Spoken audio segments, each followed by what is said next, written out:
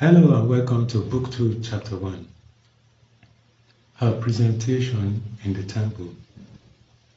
In this chapter, Mary of Agreda narrates that glorious moment Most Holy Mary was presented in the Temple of Jerusalem. The 3 years' time decreed by the Lord having been completed, Joachim and Anne set out from Nazareth, bringing with them the true living Ark of the Covenant, the Most Holy Mary, to be deposited in the Holy Temple of Jerusalem. This humble procession was invisibly accompanied by the angelic spirits who, in order to celebrate this event, had hastened from heaven in greater numbers than ordinary as her bodyguards, singing in heavenly strains the glory and praise of the Most High. The Princess of Heaven heard and saw them as she hastened her beautiful steps along. Thus they pursued their journey from Nazareth to the holy city of Jerusalem. Arriving at the temple, all 3 offered a devout and fervent prayer to the Lord, the parents offering to God their daughter and the most holy child in profound humility, adoration and worship, offering up herself. The Most High received and accepted her, and amidst divine splendor which filled the temple, she heard a voice saying to her, "Come, my beloved, my spouse, come to my temple, where I wish to hear thy voice of praise and worship." Then the parents consigned the child into the hands of the priest, and he gave them his blessing. Together, they conducted her to the portion of the temple buildings where many young girls lived, to be brought up in retirement and in virtuous habits. It was a place of retirement especially selected for the firstborn daughters of the royal tribe of Judah and the sacerdotal tribe of Levi. 15 steps led up to the entrance of this apartment. Mary, with the permission of the priest, turned and kneeling down before Joachim and Anne, asked their blessing and kissed their hands, recommending herself to their prayers before God. Whereupon she ascended the 15 steps without any assistance. She hastened upwards with incomparable fervor and joy, neither turning back nor shedding tears nor showing any childish regret at parting from her parents. Then, prepared and accompanied by her holy angels and many others, in the midst of her effulgent host, the celestial child was raised body and soul to the imperial heaven, where she was received by the Holy Trinity with befitting benevolence and pleasure. She prostrated herself in the presence of the most mighty and high Lord, and adored him in profound reverence and humility. Then she was further transformed so that she saw intuitively and face to face the divinity himself. Then the person of the Father spoke to the future mother of his son and said, "My dove, my beloved one, I desire thee to see the treasures of my immutable being and of my infinite perfections, and also to perceive the hidden gift destined for the souls whom I have chosen as heirs of my glory, and who are rescued by the lifeblood of the Lamb. Behold, my daughter, how liberal I am towards my creatures, that know and love me, how true in my words, how faithful in my promises, how powerful and admirable in my works. Take notice, my spouse, how ineffably true it is that he who follows me does not walk in darkness. I desire that thou, as my chosen one, be an eyewitness of the treasures which I hold in reserve for raising up the humble, enriching the poor, exalting the downtrodden, and for rewarding all that the mortals shall do and suffer for my name." The Most Holy Mary answered the Lord and said, "Most High, supreme and eternal God, incomparable thou art in thy magnificence, overflowing in thy riches, unspeakable in thy mysteries, most faithful in thy promises, true in thy words, most perfect in thy works. For thou art the Lord, infinite and eternal in thy essence and perfections. But most high Lord, what shall my littleness begin to do at the sight of thy magnificence? I acknowledge myself unworthy to look upon thy greatness, yet I am in great need of being regarded by it. In thy presence, Lord, all creation is as nothing. What shall I, thy servant, do, who am but dust? Fulfill in me all thy desire and thy pleasure, and if trouble and persecutions suffered by mortals in patience, if humility and meekness are so precious in thy eyes, do not consent, my beloved, that I be deprived of such a rich treasure and pledge of thy love. But as the rewards of these tribulations, give them to thy servants and friends, who deserve them better than I, for I have not yet labored in thy service and pleasure. Burning with desire of securing such favor, she asked of his majesty to be allowed to make 4 vows in his presence of chastity, of poverty, of obedience, and of perpetual enclosure, to which the Most High replied as narrated later. Then followed the ceremony of her adornment and espousal. Upon that, the angels returned her to the temple of Jerusalem, from which they had brought her. Now let's dive into it. Book 2, Chapter 1. Her presentation in the temple. Treats of the presentation of the Princess of Heaven in the temple, the favors she received at the hand of God, the sublime perfection with which she observed the rules of the temple, the heavenly excellence of her heroic virtues and visions, her most holy espousal and other events up to the incarnation of the Son of God. The 3 years, time decreed by the Lord having been completed, Joachim and Anne set out from Nazareth, accompanied by a few kindred and bringing with them the true living Ark of the Covenant, the most holy Mary, borne on the arms of her mother in order to be deposited in the holy temple of Jerusalem. The beautiful child, by her fervent and loving aspirations, hastened after the ointments of her beloved, seeking in the temple him, whom she bore in her heart. This humble procession was scarcely noticed by earthly creatures, but it was invisibly accompanied by the angelic spirits, who, in order to celebrate this event, had hastened from heaven in greater numbers than ordinary as her bodyguard, and were singing in heavenly strains the glory and praise of the Most High. The Princess of Heaven heard and saw them as she hastened her beautiful steps along in the sight of the Highest and the true Solomon. Thus they pursued their journey from Nazareth to the holy city of Jerusalem, and also the parents of the holy child Mary felt in their hearts great joy and consolation of spirit.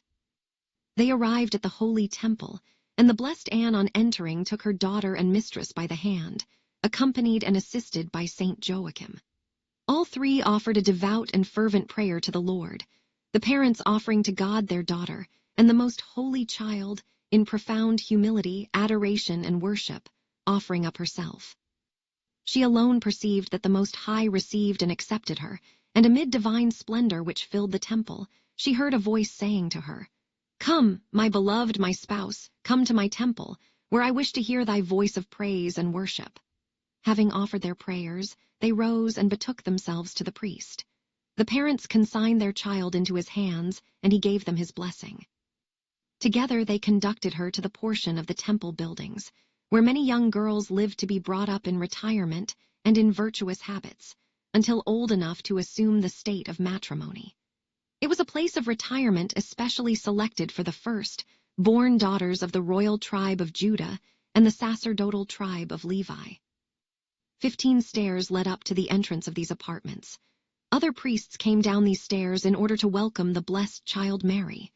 The one that had received them, being according to the law one of a minor order, placed her on the first step.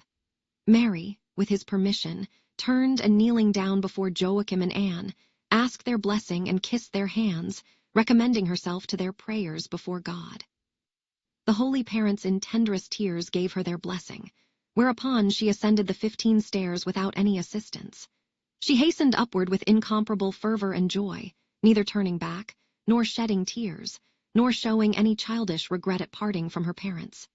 To see her, in so tender an age, so full of strange majesty and firmness of mind, excited the admiration of all those present. The priests received her among the rest of the maidens, and Saint Simeon consigned her to the teachers, one of whom was the prophetess Anne. This holy matron had been prepared by the Lord by a special grace and enlightenment, so that she joyfully took charge of this child of Joachim and Anne.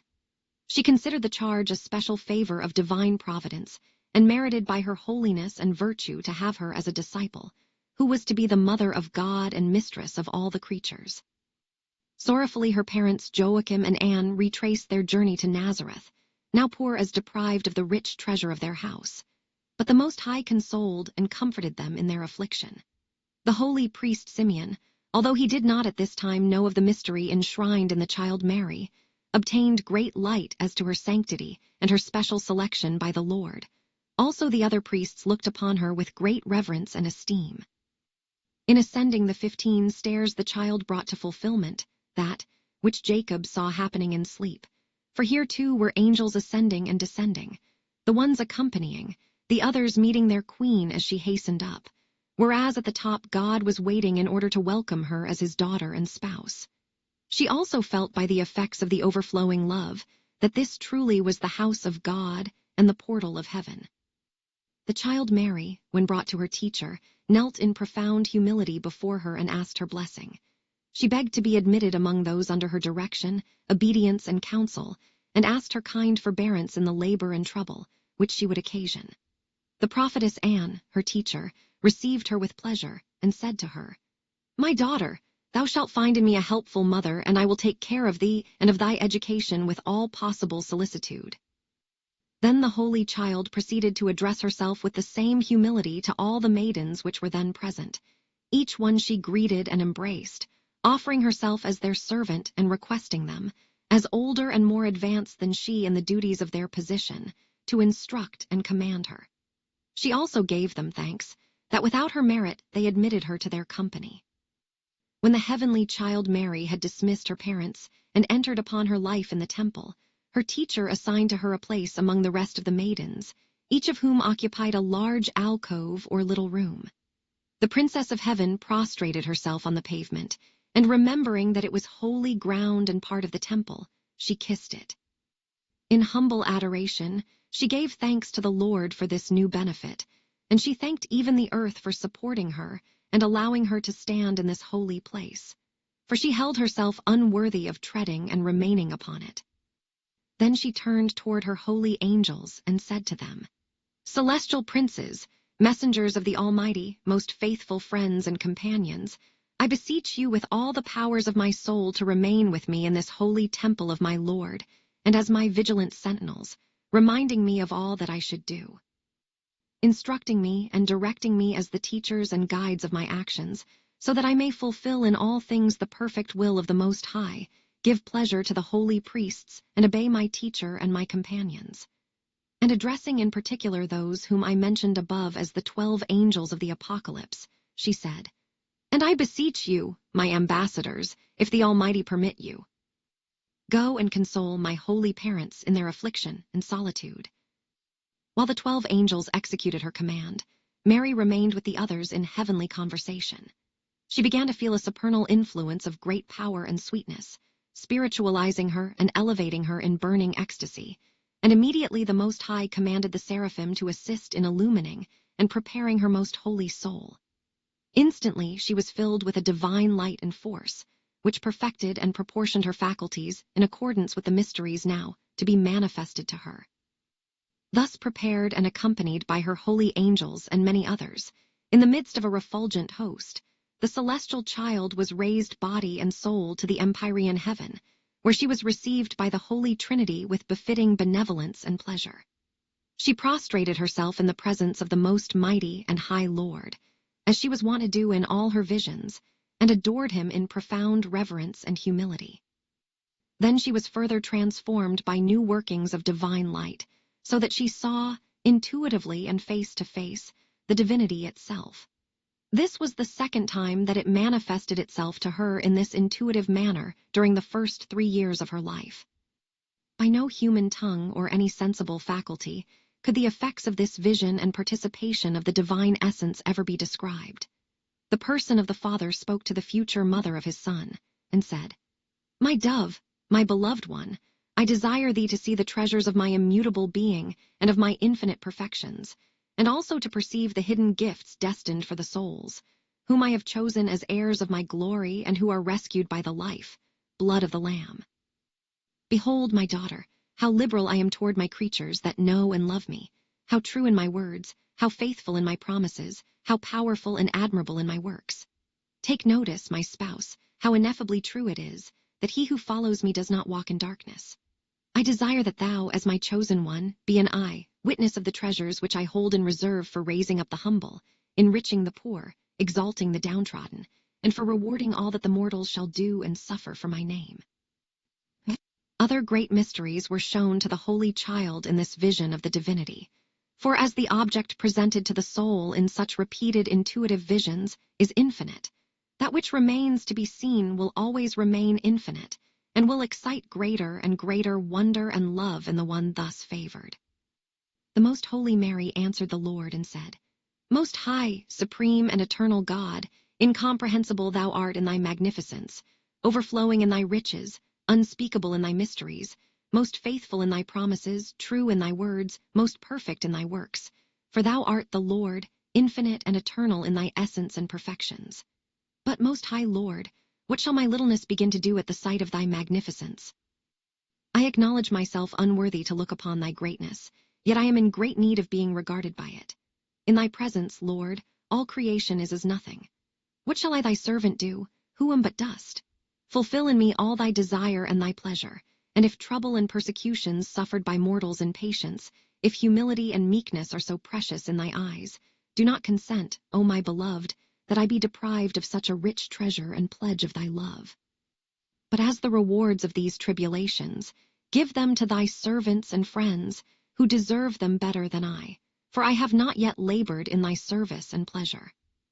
The Most High was much pleased with the petition of the heavenly child, and he gave her to understand that he would admit her to suffering and labor for his love in the course of her life, without at the time revealing to her the order and the manner in which he was to dispense them. The Princess of Heaven gave thanks for this blessing and favor of being chosen to labor and suffer for the glory of God's name. Burning with desire of securing such favor, she asked of His Majesty to be allowed to make 4 vows in his presence: of chastity, of poverty, of obedience, and of perpetual enclosure in the temple whither he had called her. To this petition the Lord answered and said to her, "My spouse, my thoughts rise above all that is created, and thou, my chosen one, dost not yet know what is to happen to thee in the course of thy life, and thou dost not yet understand why it is impossible to fulfill thy fervent desires altogether in the manner in which thou now dost imagine. The vow of chastity I permit, and I desire that thou make it. I wish that from this moment thou renounce earthly riches. It is also my will that as far as possible thou observe whatever pertains to the other vows, just as if thou hadst made them all. Thy desire shall be fulfilled through many other virgins in the coming law of grace.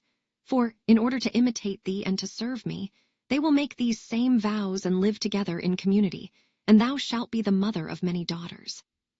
The most holy child then, in the presence of the Lord, made the vow of chastity, and as for the rest, without binding herself, she renounced all affection for terrestrial and created things. She moreover resolved to obey all creatures for the sake of God. In the fulfillment of these promises, she was more punctual, fervent, and faithful than any who have ever made these vows or ever will make them. Forthwith the clear and intuitive vision of the divinity ceased, but she was not immediately restored to the earth.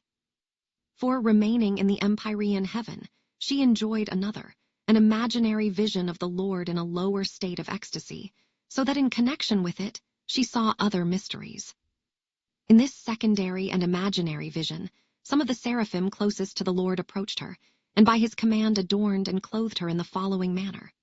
First, all her senses were illumined with an effulgent light, which filled them with grace and beauty. Then they robed her in a mantle or tunic of most exquisite splendor, and girded her with a cincture of vari-colored and transparent stones, of flashing brilliancy, which adorned her beyond human comprehension. They signified the immaculate purity and the various heroic virtues of her soul. They placed on her also a necklace or collar of inestimable and entrancing beauty, which contained 3 large stones, symbolic of the 3 great virtues of faith, hope, and charity. This they hung around her neck, letting it fall to her breast, as if indicating the seat of these precious virtues. They also adorned her hands with 7 rings of rare beauty, whereby the Holy Ghost wished to proclaim that he had enriched her with his holy gifts in a most eminent degree. In addition to all this, the most holy Trinity crowned her head with an imperial diadem, made of inestimable material and set with most precious stones, constituting her thereby as his spouse and as the Empress of Heaven, in testimony whereof the white and refulgent vestments were emblazoned with letters or figures of the finest and the most shining gold, proclaiming, Mary, daughter of the Eternal Father, spouse of the Holy Ghost and mother of the true light. This last name or title the heavenly mistress did not understand, but the angels understood it, who, lost in wonder and praise of the author, were assisting at this new and strange ceremony. Finally, the attention of all the angelic spirits was drawn toward the Most High, and a voice proceeded from the throne of the blessed Trinity, which, addressing the most holy Mary, spoke to her. Thou shalt be our spouse, our beloved and chosen one among all creatures for all eternity. The angels shall serve thee, and all the nations and generations shall call thee blessed. Luke 1:48. The sovereign child, being thus attired in the court dress of the divinity, then celebrated a more glorious and marvelous espousal than ever could enter the mind of the highest cherubim and seraphim. For the Most High accepted her as his sole and only spouse and conferred upon her the highest dignity which can befall a creature. He deposited within her his own divinity in the person of the Word, and with it all the treasures of grace befitting such eminence. Meanwhile, the most humble among the humble was lost in the abyss of love and wonder which these benefits and favors caused in her, and in the presence of the Lord she spoke. Most high King and incomprehensible God, who art thou and who am I, that thy condescension should look upon me who am dust, unworthy of such mercy? In thee, my Lord, as in a clear mirror seeing thy immutable being, I behold and understand without error my lowliness and vileness. I admire thy immensity and deprecate my nothingness. At the sight of thee I am annihilated and lost in astonishment, that the infinite majesty should stoop to so lowly a worm, who can merit only oblivion and contempt of all the creatures. O Lord, my only good, how art thou magnified and exalted in this deed! What marvel dost thou cause through me in thy angelic spirits, who understand thy infinite bounty, magnificence, and mercy in raising up from the dust her who in it is poor, and placing her among the princes. Psalm 112:7. I accept thee, O my King and my Lord, as my spouse, and I offer myself as thy slave. Let not my understanding attend to any other object, nor my memory hold any other image, nor my will seek other object or pleasure than thee, my highest good, my true and only love. Let not my eyes look upon human creature, nor my faculties and senses attend upon anything beside thee, and whatever thy majesty shall direct. Thou alone for thy spouse, my beloved, and she for thee only, who art the immutable and eternal good. The Most High received with ineffable pleasure this consent of the sovereign princess to enter into the new espousal with her most holy soul. As upon his true spouse, and as mistress of all creation, he now lavished upon her all the treasures of his grace and power, instructing her to ask for whatever she desired, and assuring her that nothing would ever be denied her. The most humble dove at once proceeded to beseech the Lord with the most burning charity, to send his only begotten to the world as a remedy for mortals, that all men be called to the true knowledge of his divinity, that her natural parents, Joachim and Anne, receive an increase of the loving gifts of his right hand, that the poor and afflicted be consoled and comforted in their troubles, and that in herself be fulfilled the pleasure of the divine will. These were some of the more express petitions addressed by the new spouse on this occasion to the blessed Trinity. And all the angelic host sang new songs of admiration in praise of the Most High, while those appointed by his majesty, midst heavenly music, bore back the holy child from the empyrean heaven to the place in the temple from which they had brought her. In order to commence at once to put in practice what she had promised in the presence of the Lord, she betook herself to her instructress and offered all that her mother, Saint Anne, had left for her comfort and sustenance, with the exception of a few books and clothes. She requested her to give it to the poor or use it for any other purpose according to her pleasure, and that she command and direct her what she was to do. The discreet matron, who was, as I have already said, the prophetess Anne, by divine impulse accepted and approved of the offering of the beautiful child, and dismissed her entirely poor and stripped of everything, except the garments which she wore. She resolved to take care of her in a special manner as one destitute and poor, for the other maidens each possessed their spending money, and a certain sum assigned and destined for their wearing apparel, and for other necessities according to their inclinations.